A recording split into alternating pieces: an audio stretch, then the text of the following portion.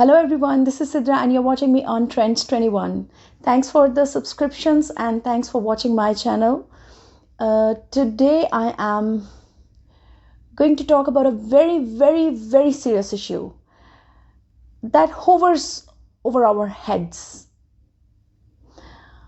I'm going to talk in Urdu.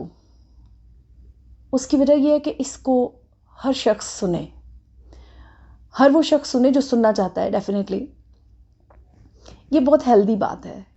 इस video को बनाने के लिए मैंने बहुत पहले प्लान किया था। इनफैक्ट जब मैंने चैनल स्टार्ट किया था उसी वक्त सोचा था कि मैं ये वीडियो ज़रूर बनाऊंगी 1, 2, 3, 4 के बाद, लेकिन वो नहीं बन सका। कुछ उर्दू बोलते हुए भी मैं हेजिटेट करती थी, क्योंकि जब आप जॉब प्लेस पे होते हैं तो फिर आपकी एक हैबिट हो जाती है, फॉर्मल लैंग्वेज आपकी इंग्लिश हो जाती है और फिर आप एक अजीब सी हेजिटेशन फील करने लगते हैं उर्दू बोलते हुए। लेकिन अब थोड़ा थोड़ा मैं कॉन्फिडेंट फील कर रही हूँ उर्दू में भी। इस वीडियो को बनाने का बहुत ज़्यादा बड़ा एक रीज़न है, वो ये कि हमेशा हम अपने प्रॉब्लम्स में गिरे रहते हैं। इट इज़ नेचुरल, हमें इन प्रॉब्लम्स का हल चाहिए, ये भी ज़रूरी है, ये भी नेचुरल है। हल नहीं मिलता, ये भी नेचुरल है। हम एक बार गलती करने के बाद फिर गलती करते हैं, ये भी नेचुरल है। तो क्या करें ऐसा कि ये गलतियाँ भी चलती रहे, माफ़ी तलाफ़ी भी हो जाए और स्ट्रेस थोड़ा कम हो जाए। स्ट्रेस से भरा हुआ ये वीडियो है, क्योंकि जो बात मैं करने जा रही हूँ वो बजाते खुद एक स्ट्रेस है। Means I am going to invite stress, लेकिन उसी के अंदर उसका हल भी है। जैसे कहते हैं ना, बहुत सारे प्रॉब्लम्स में उनका हल छुपा होता है। ये एक हल है जो हम बिल्कुल करीब से उसके गुजर जाते हैं हर दफ़ा, लेकिन हम उसको कभी अडॉप्ट नहीं करते, क्योंकि थोड़ा सा पिंचिंग है। क्योंकि इसको अडॉप्ट करना इतना आसान नहीं है, ये बहुत मुश्किल है। यानी अगर आप एक कमरे में बैठे हुए हैं और वहाँ पर, आई थिंक इससे भी अच्छी मिसाल ये है कि एक लड़की अपनी फ्रेंड को फ़ोन करती है और बोलती है कि सुमेरा को सुनाओ। कहती है यार वो तो बहुत अच्छी लड़की है। वो दूसरी वाली कहती है चलो फिर उसको छोड़ो, वो उसी की बात करो जिसकी पहले कर रहे थे। मीन्स मज़ा ख़त्म हो जाएगा ज़िंदगी का। अगर हम इस हैबिट को अपना लेंगे तो हमारा ये मज़ा ख़त्म हो जाएगा, हमारे ये डोर्स क्लोज हो जाएंगे जिसके अंदर हम बहुत सारी मुफ्त मारियाँ लगाते हैं, बहुत सारे ब्लेम्स एक्सेप्ट भी कर लेते हैं, बहुत सारे लोगों को ब्लेम भी कर देते हैं। Means it pushes the time very easily. इसमें से आप इसको अडॉप्ट करने के बाद, मेरी इस बात को सुनने के बाद, अगर आपने एक लम्हा भी सोचा तो आपका वो मज़ा काफ़ी हद तक कम हो जाएगा लाइफ को गुजारने का। It is really difficult to digest it. So let's get started. हुआ क्या है, होता क्या है।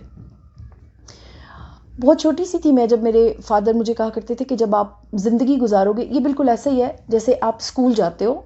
बहुत बात करते थे वो, बहुत बात करते थे और मैं बहुत सुनती थी। हमारा वक्त एक दूसरे के साथ बहुत ज़्यादा गुजरा हुआ है।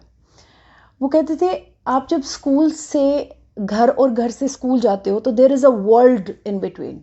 आपको वहाँ पर डुगडुगी वाला बंदर भी मिलेगा, मतलब जो डुगडुगी बजाता है और बंदर का तमाशा। मीन्स अट्रैक्शंस, कलर्स, ग्लिटर्स, आपको सब कुछ मिलेगा।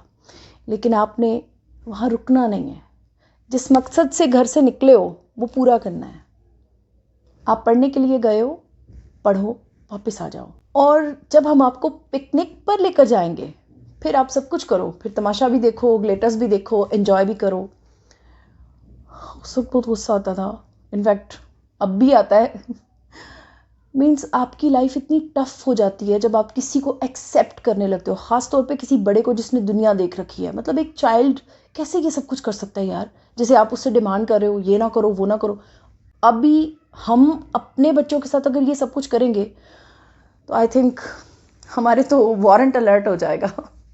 लेकिन वहाँ उस वक्त इतनी फ्लेक्सिबिलिटी थी कि हम बात सुन लेते थे, सुनते भी थे, मानते भी थे, बल्कि हर वक्त डरते रहते थे, ऑलवेज गिल्टी रहते थे कि हमने वो मानी नहीं है। क्योंकि जब मान भी लेते थे तब भी एक नज़र प्यार की को तरस जाते थे और फिर वो नहीं होता था, क्योंकि बड़े कभी भी हमारे साथ इतने फ्लेक्सिबल नहीं है जितने आज हम अपने छोटों के साथ हैं। अच्छा जी, बैक टू द पॉइंट। अब्बू ये बात सिखाते थे और बड़ा टफ लगता था। बहुत आधी बात तो समझ से ही बाहर है कि भाई क्या है कि अगर मैं वहाँ रुक जाऊँगी थोड़ी देर, मतलब ज़िंदगी को एंजॉय करना है, नहीं करना। अब ये बात मैंने क्यों की है, इसलिए कि लाइफ इज़ वेरी टफ। हम लोगों के प्रॉब्लम्स का हल हम ये भी सुनते हैं हमारे ही पास है, अगर हम सीधे हो जाएं, अगर हम अच्छे बन जाएं, अगर ये हो जाए, अगर वो। नहीं, ये सब बातें हैं। एक काम करने से हम उस तकलीफ़ से बच सकते हैं जिससे हम हर बार गुजर जाते हैं। और पता है, हम उसमें इन्वॉल्व होते हैं, हमें मज़ा आ रहा होता है उस तकलीफ़ से गुजरने का, हम उसका हिस्सा होते हैं, हम उसको किसी हद तक एंजॉय कर रहे हैं। फॉर एग्ज़ाम्पल, एक बहू जो ससुराल में अनवांटेड है, लाइकेबल नहीं है, वो किसी हद तक अपने उस एक स्टेटस को एंजॉय भी कर रही होती है, क्योंकि उसकी वजह से उसका हस्बैंड उसे बंद कमरे में मच मोर इम्पोर्टेंस देता है। हमारा पूरी ज़िंदगी जब जब नुकसान हुआ, उसका कसूरवार हमने ढूंढ लिया, और पूरी ज़िंदगी वो नुकसान का सिलसिला रुका नहीं। वो नुकसान होता चला गया, होता चला गया, वो कभी नहीं रुकेगा, क्योंकि उसका कसूरवार तो हमने पहले से बना लिया हुआ है। और हम खुद अपने ज़िम्मेदार, हम नहीं कहते कि ये मेरे साथ इसलिए हुआ कि मैं वहाँ पे था, मैं भी इन्वॉल्व था या थी, मेरा नुकसान हुआ तो उसमें कुछ पार्ट मेरा भी था। ये हम जब मान लेंगे, उसके बाद हमारी लाइफ इजी हो जाएगी।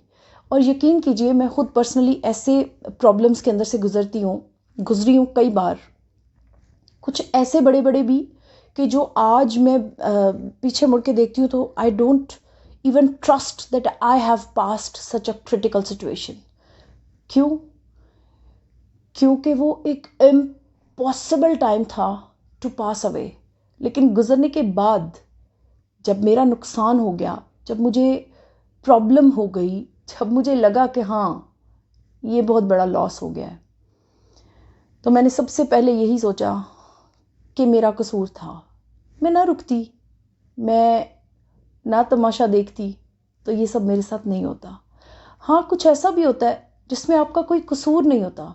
फॉर एग्ज़ाम्पल, आप बीमार हो गए हैं, फॉर एग्ज़ाम्पल आप फेल हो गए हैं, मतलब आपने इतनी मेहनत, मैंने मास्टर्स में ऐसे ऐसे बच्चे फेल होते हुए देखे थे जो क्वाइट डिज़र्विंग थे, लेकिन वो फेल हो जाते हैं। ऐसा होता है, रगड़ा सिस्टम है हमारे एजुकेशनल सिस्टम में, हो जाता है।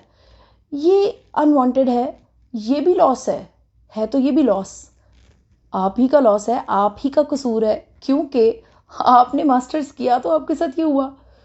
इसी तरह से और भी छोटे छोटे, लेकिन ये वो बात नहीं है जो मैं कर रही हूँ। ये वो बात है कि ये आपके साथ हुआ, आप इसमें कुछ नहीं कर सकते सिवाय इसके कि अब आप अपनी बीमारी से फ़ाइट करेंगे या अब आप अपनी एजुकेशन के लिए फ़ाइट करेंगे। मेरी नज़र में ऐसे भी बहुत से शहज़ादियाँ होते हैं जो अपने करतूत की वजह से फ़ेल होते हैं, लेकिन I am just talking to you about those जो कि जिनका कसूर नहीं होता। यानी कई ऐसी सिचुएशंस हैं, हमें सज़ा मिलती है लेकिन हमारा कसूर नहीं होता, हमें पता होता है कि हमारा कसूर नहीं है, लेकिन मोस्ट ऑफ द टाइम्स जब कभी भी हमें सज़ा मिलती है, हमारा उसमें कसूर होता है। और बिलीव मी, अगर आप एक बार, मैंने ये किया है और मैंने बहुत साल पहले से किया है। When my father told this story to me, I talked to my friends, no one accepted this even. मतलब लोगों ने मुझे क्रिटिसाइज़ किया और बोला कि ये बिल्कुल गलत थॉट है, ये बिल्कुल गलत है, ऐसा नहीं हो सकता। यानी आपका कसूर है तो आपका नुकसान हुआ है, ये क्या बात है? मतलब अगर आपका नुकसान हो गया तो आपका कसूर था, ये कैसी बात है? आप नोटिस कीजिए, आप इसमें से गुजरेंगे, आपको बहुत मज़ा आएगा। आप किसी भी कसूर का ज़िम्मा कबूल कीजिए, उसके बाद देखें मज़ा। From the moment you accept your mistake, game change हो जाएगा, सब बदल जाएगा, आपके लिए नए रास्ते खुलेंगे। आप उसके बाद वो मिस्टेक नहीं करेंगे। हाँ, ये हो सकता है कि उसके बाद मिस्टेक्स करते चले जाए, वो करते ही रहेंगे, हम जब तक जिंदा हैं तब तक ये सब कुछ चलता रहेगा, लेकिन ट्रूली आप कम से कम वो गलती कभी रिपीट नहीं करेंगे, क्योंकि आपने मान लिया ना कि ये मेरा कसूर था। अपनी गलती को एक्सेप्ट करके, उसको मेंड करके आगे निकलना, ये मेरा आज का मैसेज भी है। And this is really important to tell our children now. अब उनकी ज़िंदगी है, हम जी चुके, अब उन्होंने आना है। अपने स्टूडेंट्स को बताइए, अपने छोटे छोटे यंगस्टर्स जो भी आपके बहन भाई हैं, सबसे पहले खुद एक्सेप्ट कीजिए। इस चीज़ में, इस तरह से ज़िंदगी गुजारने में इतना मज़ा है।